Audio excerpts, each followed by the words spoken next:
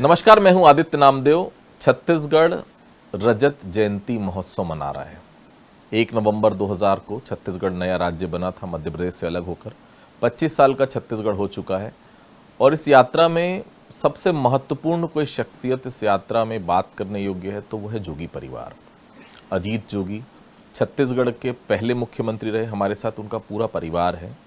रेणु जोगी जी हमारे साथ मौजूद हैं, अमित जोगी जी हमारे साथ मौजूद हैं। मैं दोनों का स्वागत करता हूँ। नमस्कार। नमस्कार। धन्यवाद। थोड़ा सा मैं अतीत की तरफ लिए चलता हूँ मैम आपको। 1 नवंबर 2000 हम सबके लिए गौरव का विषय, क्योंकि मध्य प्रदेश, अविभाजित मध्य प्रदेश से अलग होकर छत्तीसगढ़ हमारा नया राज्य बना। पहले मुख्यमंत्री अजीत जोगी। कब आपको सूचना मिली कि अजीत जोगी जो है वो छत्तीसगढ़ के प्रथम मुख्यमंत्री रहेंगे? जी, मुझे सूचना जब मुख्यमंत्री पद के लिए घोषणा की गई उसके लगभग 1 घंटे पूर्व ही मालूम पड़ा कि अजीत जोगी जी प्रथम मुख्यमंत्री बनने वाले हैं। और मैं उस समय पिकाडली होटल में अकेले बैठी थी, यही मीडिया के चैनल्स को देख रही थी, तो तभी मुझे जानकारी हुई। उसके बाद कैसा लगा मैम जब ये पहली जानकारी आई? क्योंकि सपना होता है हर किसी के लिए एक मुख्यमंत्री पद। चूंकि करियर पूरा दांव पर लगाकर राजनीति में प्रवेश किया था जोगी साहब ने, काफ़ी लंबा संघर्ष भी रहा उनका। हमने एज ए स्पोक्स पर्सन भी हमने देखा है उनको फील्ड पर। उसके बाद जब ये सूचना आई, सबसे पहला रिएक्शन आपका क्या रहा मैम? जैसा आप कह रहे हैं वो मेरे लिए एक सपना ही था। विश्वास नहीं हो रहा था कि ये सच में हो रहा है, क्योंकि तब जोगी जी न विधायक थे न सांसद थे। सिर्फ एकमात्र सोनिया जी पर विश्वास था कि वो इनकी योग्यता को परखेंगी और उनकी कार्य क्षमता पर विश्वास करेंगी, और ईश्वर ने का आशीर्वाद था और ये सपना साकार हो सका। आज जो छत्तीसगढ़ियावाद की जब हम बात करते हैं मैम, छत्तीसगढ़ियावाद 18 से 23 तक एक दौर चला। भूपेश बघेल जब मुख्यमंत्री रहे, छत्तीसगढ़ियावाद को काफ़ी प्रमोट किया उन्होंने। लेकिन इस छत्तीसगढ़ियावाद के जनक स्वर्गीय अजीत जोगी थे, जिन्होंने शुरुआत की कि यहाँ का पानी यहाँ रहना चाहिए, यहाँ की बिजली यहाँ रहनी चाहिए, यहाँ के युवाओं को रोजगार मिलना चाहिए, यहाँ के लोगों को पहली प्राथमिकता मिलनी चाहिए, यहाँ के आदिवासियों के लिए उन्होंने बात की।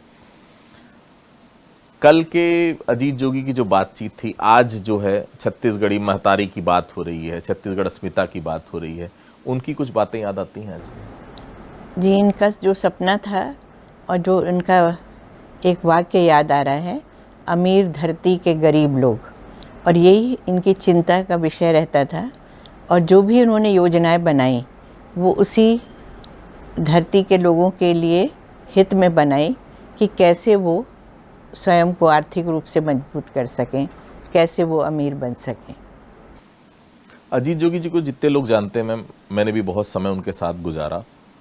उनके जैसा अगर मैं कहूँ कि फ्यूचर प्लान या उनके जैसा सोच है, वो छत्तीसगढ़ में मुझे बहुत कम लोगों की नज़र आती है।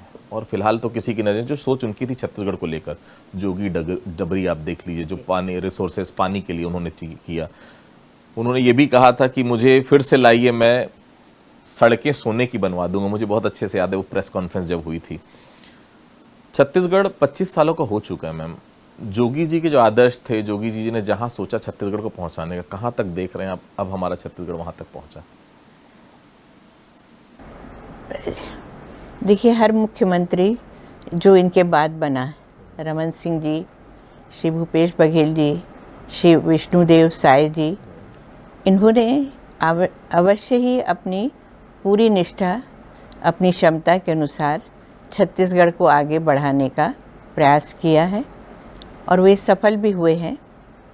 पर फिर भी मैं कहूँगी कि जोगी जी का जो विज़न था या उनकी दूरदर्शिता थी, भविष्य को संवारने की एक सोच थी, उसमें मुझे कमी दिखाई देती है। क्योंकि जो सबसे पहले इन्होंने राज्य बनने के बाद जो काम किया था कि अनाज, जो धान पैदा होती थी, धान खरीदी की जो योजना थी, इसके लिए बहुत संघर्ष करके अटल बिहारी जी से लेकर जब उन्होंने मना कर दिया तो ये reserve bank of India Mumbai भी गए और वहाँ से कर्जा लेके किसानों का एक एक दाना धान खरीदा, जिससे उन्हें आर्थिक रूप से मजबूती मिली। इसके अलावा उनकी जो सोच है प्राइवेट यूनिवर्सिटी की कि शिक्षा हमारे छत्तीसगढ़ के लोगों को अधिक से अधिक प्राप्त हो सके। स्वास्थ्य के विषय में उन्होंने 3 वर्षीय मेडिकल कॉलेज डॉक्टर्स बनाने की जो योजना थी, शुरू में तो हास्यास्पद लग रहा था, परंतु बहुत कारगर सिद्ध हुई और आज हमारे ग्रामीण अंचलों में भी स्वास्थ्य सुविधा उपलब्ध है।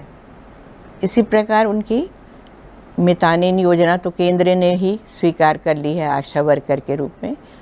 यानी इनका जो विज़न था वो मेरी भी कल्पना के परे था। मैं चाह कर के भी वो सब नहीं सोच सकती थी, न करना तो दूर की बात है।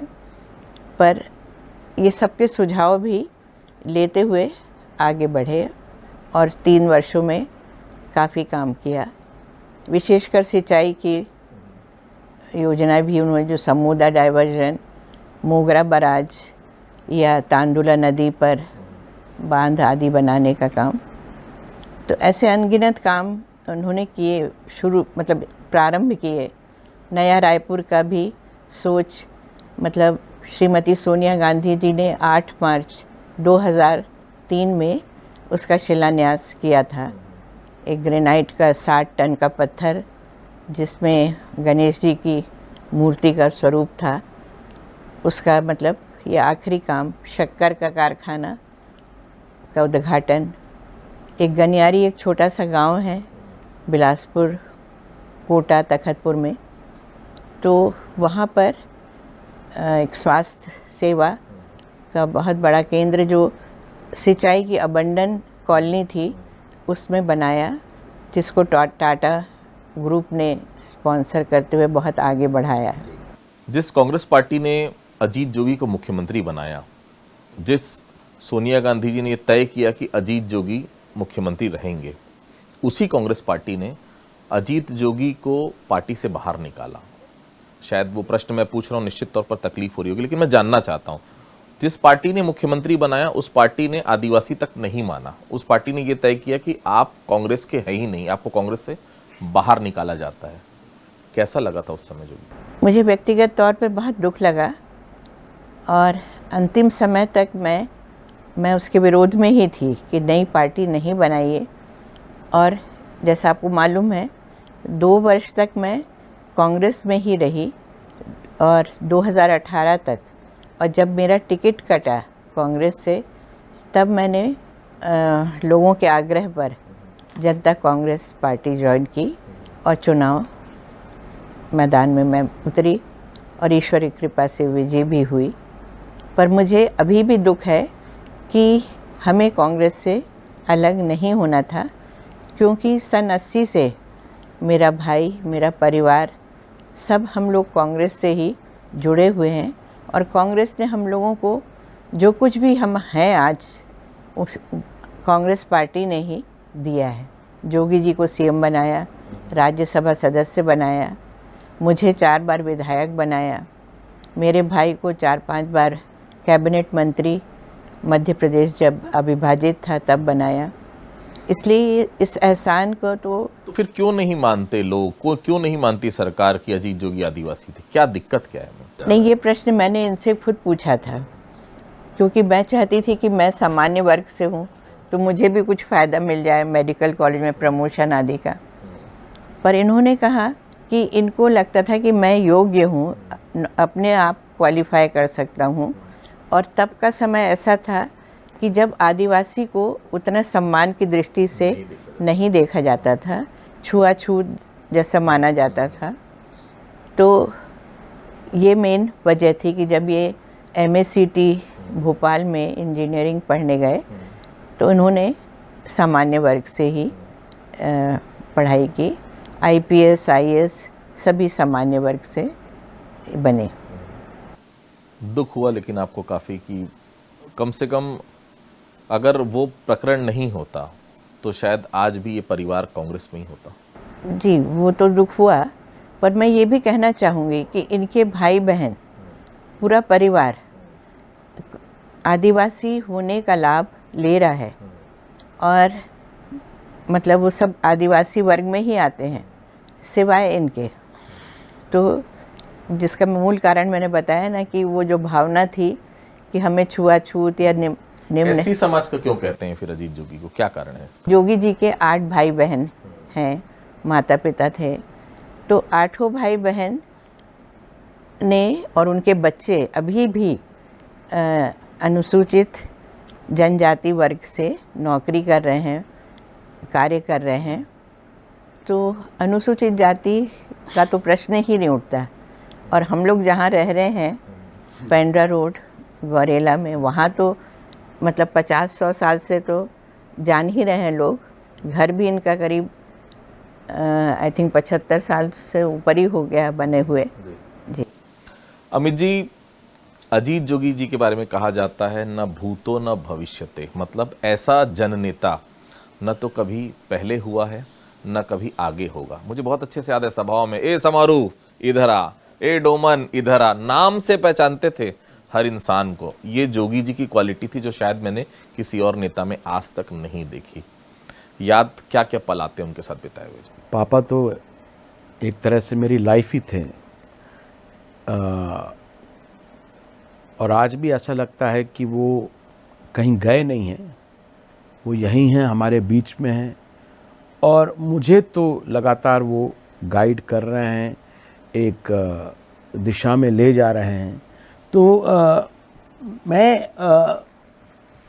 थोड़ा सा निष्पक्ष होके अगर बात करूं, नॉट एज अ सन,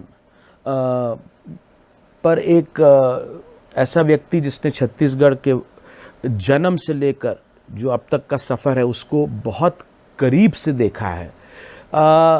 ऐसा युग पुरुष छत्तीसगढ़ को, जैसा कि आपने कहा, छत्तीसगढ़ को ही क्यों, मुझे लगता है कि देश के किसी भी राज्य को ऐसा व्यक्ति जो कलेक्टर रहा, जो पुलिस का कप्तान रहा, जो इंजीनियरिंग गोल्ड मेडलिस्ट रहा, जो दिल्ली यूनिवर्सिटी से लॉ में भी गोल्ड मेडल हासिल किए, इतना क्वालिफाइड आदमी।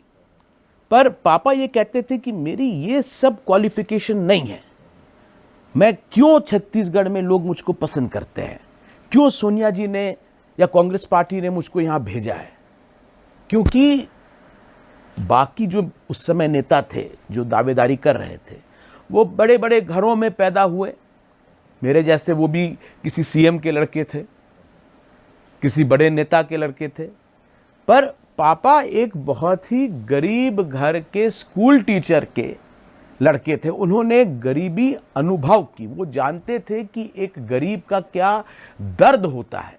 और मुझे भी जब मैंने इच्छा जाहिर करी कि मुझे पॉलिटिक्स में आना है तो उन्होंने यही कहा कि दिमाग तो तुम्हारा ठीक है पर पॉलिटिक्स दिमाग से नहीं दिल से होती है। और जितने भी निर्णय अजीत जोगी जी ने लिए, ये इसलिए नहीं लिए कि उनका एडमिनिस्ट्रेटिव बैकग्राउंड था या वो इंजीनियरिंग गोल्ड मेडलिस्ट थे या वो पुलिस में रहे, आईपीएस में रहे, इस कारण नहीं। उन्होंने जो भी निर्णय लिए इसलिए लिए क्योंकि वो जो छत्तीसगढ़ का गरीब है, आपने समारू दुकालू इनकी बात कही, वो उससे आइडेंटिफाई करते थे। उनका एक क्लासमेट था, मनकू नाम था उसका। जब भी पापा अपने गांव जाते थे गौरेला, रेलवे से जाते थे, ट्रेन से जब उतरते थे तो वो देखते थे कि ये कूली है। तो जब भी उन्होंने कोई फैसला किया उसको ध्यान में रख के किया कि मेरा ये फैसला उसको कैसे इम्पैक्ट करेगा।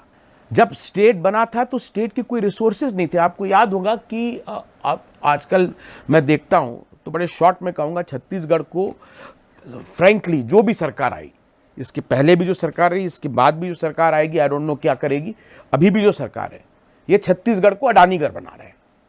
पर अजीत जोगी जी एक ऐसे नेता थे, कांग्रेस में थे, कांग्रेस के मुख्यमंत्री थे, उन्होंने यहाँ की हीरा खदानें साउथ अफ्रीका के डी बियर्स को दी थी। यहाँ एयरपोर्ट में जाके खुद घेराव किए, जो डी बियर्स कंपनी के साउथ अफ्रीका के लोग आए थे उनको प्लेन से नहीं उतरने दिया, वापस वो प्लेन जिस रनवे पे उतरा था उसी रनवे से वापस चल दिया। वो पदयात्रा की है मैनपुर से देवभोग, उस यात्रा में मैं भी चला और अंततः डी बियर्स को यहां से खदेड़ा। जब अटल जी ने बाल्को का विनिवेश किया था तब तो आप भी थे, हम लोग पूरा उसका विरोध कर रहे थे।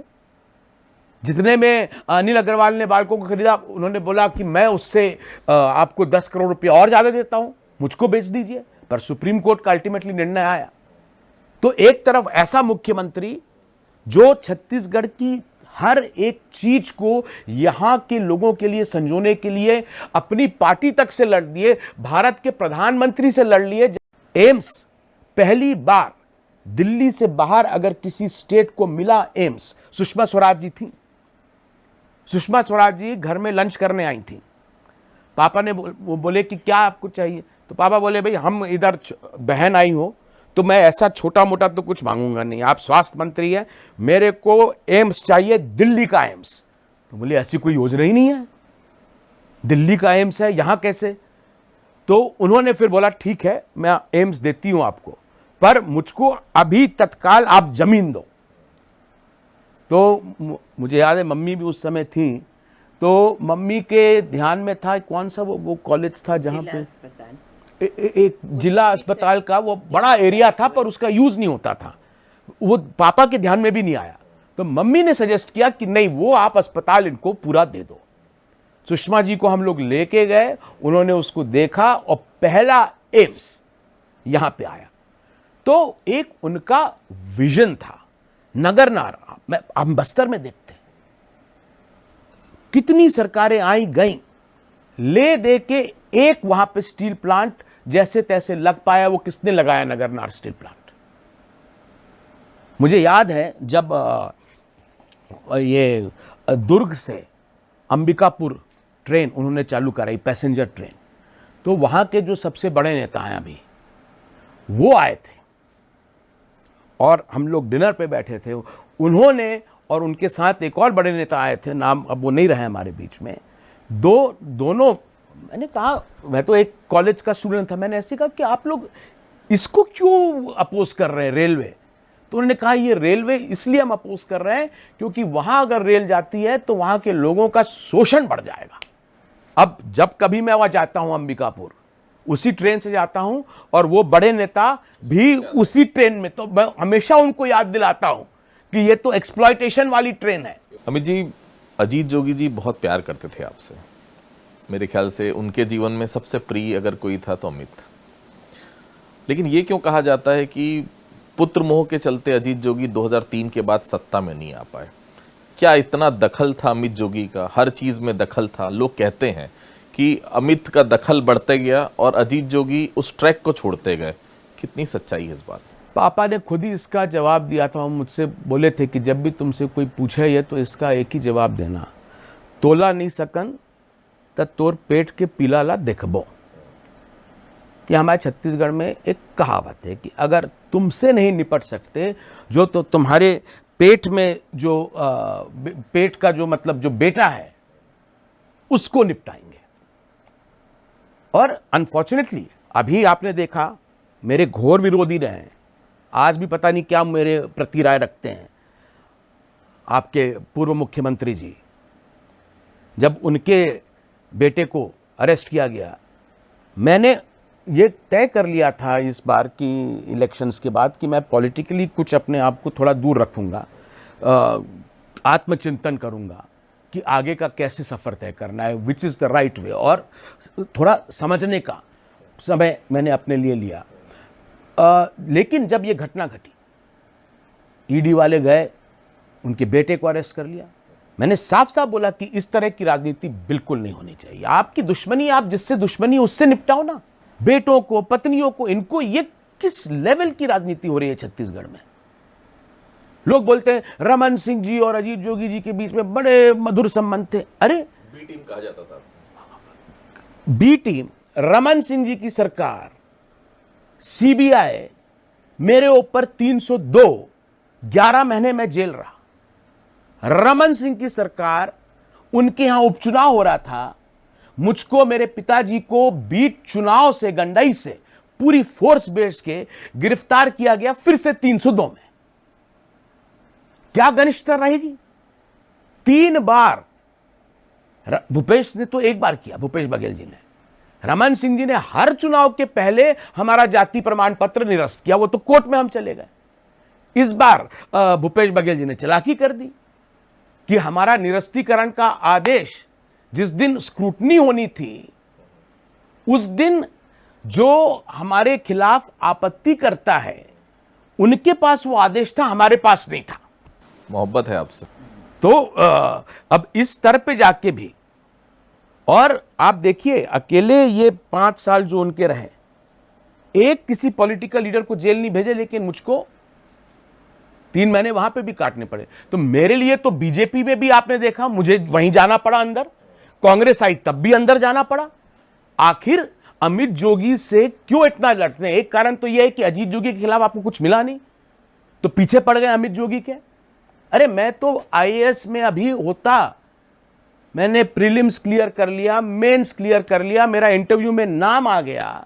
तब रमेश बैस जी केंद्रीय मंत्री थे, उन्होंने प्रेस कॉन्फ्रेंस ली यहां पे और आरोप लगा दिया, आरोप सही था, चूक मुझसे हुई थी कि मैं कैसे यूपीएससी का एग्जाम दे दिया जबकि मेरी नागरिकता अमेरिकी।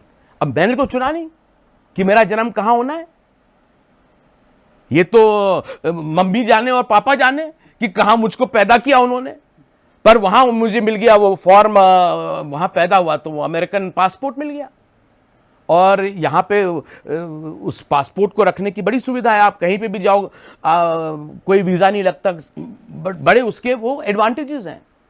तो उस कारण पर मैंने अपने आप को कभी अमेरिकी के रूप में थोड़ी देखा, वो एक पासपोर्ट था। यहीं से आ रहा हूं। ये कहा जाता है और हम सब जितने लोग जानते हैं कि अजीत जोगी से ज्यादा दिमाग अमित जोगी के पास है। वो दिमाग हर छत्तीसगढ़िया चाहता है अमित जोगी छत्तीसगढ़ के लिए लगाएं, यहाँ के लोगों के बारे में सोचें, यहाँ के लोगों की तकलीफें दूर करें। यहाँ जो करप्शन चल रहा है, अडानी की आप बात करें, तमाम मुद्दों पर जनता के साथ वो अमित जोगी खड़ा हो, ऐसे यहाँ की पब्लिक सोचती है। वो एक्सपेक्टेशन है आपको लेकर। क्या उम्मीद करें, क्योंकि अब 25 साल हो चुके हैं छत्तीसगढ़ को बने। अजीत जोगी जी भी अब हमारे बीच नहीं है, मैडम अब विधायक भी नहीं है। अमित जोगी से एक्सपेक्टेशन बहुत है, अथाह एक्सपेक्टेशन है। क्या ये उम्मीद करें अमित जोगी अब इस राजनीति पे वापस लौटेंगे? काफी समय से बहुत दूर दिख देखिए, रहे हैं। मैं खुद ही दूर रहा। मैं चाहता था कि मेरे अंदर की जो आवाज़ है, जो पापा क्या चाहते, पापा क्या करते अगर यहाँ रहते। अब पहले तो जब पापा थे तो वो खुद ही बोल देते थे कि ये करना है, वो करना है। पर अभी जब वो नहीं है तो क्या करना चाहिए मुझे? और मैंने जितना स्पिरिचुअल हो सकता है तपस्या करी है। 90 दिन मम्मी से दूर रहा, अपनी पत्नी से, अपने बेटे से दूर रहा, जंगलों में रहा। काफी वजन भी कम किया आपने, दिख रहा है। वजन भी कम हो गया, मोबाइल भी नहीं था। और जिस निष्कर्ष पे मैं पहुंचा हूं, जो मैं शायद पहली बार एक किसी मीडिया हाउस को बता रहा हूं, कि मैं ये सोचता हूं कि ईश्वर ने मुझे इतना सब दिया है। अजीत जोगी के बेटे के रूप में, डॉक्टर रेणु जोगी जी के बेटे के रूप में, इकलौते बेटे के रूप में, आज मैं अगर काम करना भी बंद कर दूं तो इतना प्रेम, इतना आशीर्वाद मुझको मिला है कि मैं आराम से अपनी जिंदगी काट सकता हूं। पर ऐसी जिंदगी भी क्या जीना? लेकिन इस छत्तीसगढ़ की जनता का कर्ज भी तो है अमित जी। इसीलिए मैं वही बोल रहा हूं कि ये जो अमित जोगी है, जो अमित जोगी गया था उस समय, जो अमित जोगी नेतागिरी कर रहा था, वो अमित जोगी अब मर चुका है। उसको मैंने मार दिया है, गाड़ दिया है, दफना दिया है। वो अब पूरी तरह मर चुका है। अब ये जो नया अमित जोगी है, वो जोगी परिवार के लिए नहीं, जोगी नाम के लिए भी नहीं, वो केवल और केवल अब यहां के लोगों के लिए जिंदा रहेगा। वही लाइफ मेरे लिए मैटर करती है। मैम, आखिरी सवाल मेरा, किस तरह से कहां पहुंचना देखना चाहते हैं छत्तीसगढ़ को? 25 साल का सफर हमने तय कर लिया है। जोगी जी का जो सपना था कि छत्तीसगढ़ प्रदेश का नहीं पर देश का अव्वल राज्य बने, हर क्षेत्र में, चाहे आर्थिक, सामाजिक और हर क्षेत्र में। आईटी का जो इनका सपना था, लोग जैसे पंजाब और अन्य देश राज्यों को नंबर 1 कहते हैं, तमिलनाडु आदि को, तो वो चाहती हूँ कि अगले 25 साल हम लोग तो नहीं रहेंगे, पर जो भी इसका नेतृत्व करे वो जोगी जी के सपने को और मेरे भी सपने को साकार करे और छत्तीसगढ़ को उस शिखर पर पहुंचाए जहां हम गर्व से कह सकें कि छत्तीसगढ़िया सबसे बढ़िया और नंबर 1 राज्य की श्रेणी में वो आ जाए। छत्तीसगढ़ के प्रथम मुख्यमंत्री की पत्नी हैं आप, अमित जोगी जी की माता जी हैं। अमित जोगी जी को कहाँ पहुँचना देखना चाहती हैं आप, माँ के नाते भी और प्रथम मुख्यमंत्री की पत्नी के नाते भी? मैं चाहती हूँ कि जैसा वो उसने स्वयं अभी बोला है वो उस पर अक्षरशः कायम रहे और संपूर्ण अपना योगदान छत्तीसगढ़ के विकास में और उसकी उन्नति और यहाँ के लोगों को बेहतर ज़िंदगी उनकी को देने में लगाए। अमित जी, आप कहाँ पहुँचना देखना चाहते हैं छत्तीसगढ़ को? जो पापा बोलते थे कि हम लोग छत्तीसगढ़ में इतना पोटेंशियल है कि सिंगापुर को भी पीछे छोड़ देंगे। वो बोलते थे मेरे को एक बस कार्यकाल और मिलता, लोग सिंगापुर जाते, अभी सिंगापुर वाले इधर आके देखते हैं। तो वही सपना है, अमीर धरती के लोगों को किस तरह अमीर बनाना है, केवल आर्थिक रूप से अमीर नहीं, सांस्कृतिक रूप से, कल्चरल रूप से, स्पिरिचुअल रूप से, हर तरीके से यहाँ के लोगों को कैसे हम लोग अमीर बना सकते हैं, वो पापा का मिशन था और उसको हम लोग जरूर मिलके पूरा करेंगे, ये मुझे पूरा विश्वास है। बहुत बहुत धन्यवाद हमसे बातचीत करने। जोगी जी की अगर बात करें तो निश्चित तौर पर ऐसा जननेता न कभी पैदा हुआ है और न कभी होगा। कभी होगा कहना मुश्किल है, लेकिन मैं फिर भी कह सकता हूँ इन 25 सालों में मैंने तो नहीं देखा कोई ऐसा जननेता हो। उनकी जो सोच थी, छत्तीसगढ़ की संपदा छत्तीसगढ़ के लोगों के लिए उपयोग होगी। छत्तीसगढ़ की जब अमीर धरती है तो छत्तीसगढ़ का गरीब आदमी, छत्तीसगढ़ का गरीब आदिवासी आखिर गरीब क्यों रहे। रजत जयंती में आपने उनके परिवार को सुना। आज के लिए इतना ही। अगली बार फिर किसी शख्सियत से आपकी मुलाकात कराएंगे, तब तक के लिए बहुत बहुत धन्यवाद।